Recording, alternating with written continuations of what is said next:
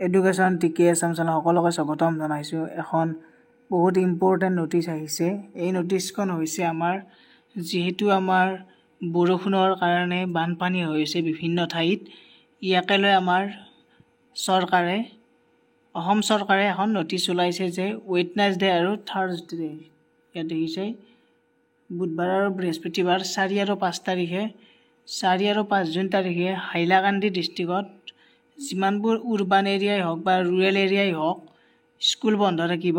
আৰু 3 তাৰিখ আজি এইখন নটিচ প্ৰকাশ কৰা হৈছে 4 আৰু 5 তাৰিখে যাতে স্কুল বন্ধ থাকে, কাৰণ হেভি ৰেইন হৈছে আৰু বানপানীৰ সৃষ্টি হৈছে যিহেতু।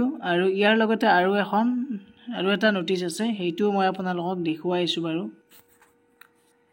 এই অৰ্ডাৰখন হৈছে আমাৰ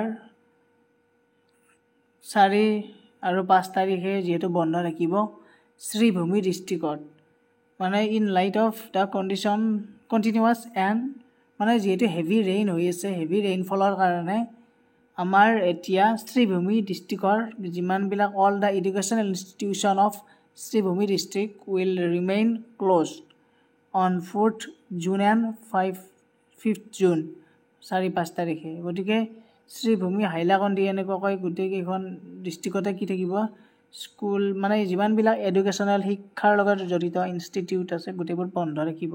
সেইকাৰণে গতিকে সকলোৱে শ্বেয়াৰ কৰি দিয়ক ভিডিঅ'টো আৰু ছাবস্ক্ৰাইব কৰি বেল আইকনটো প্ৰেছ কৰি ৰাখক, যাতে আগন্তুক বিভিন্ন ধৰণৰ ইম্পৰ্টেণ্ট নটিফিকেশ্যনবোৰ আপোনালোকে অতি সোনকালে লাভ কৰে।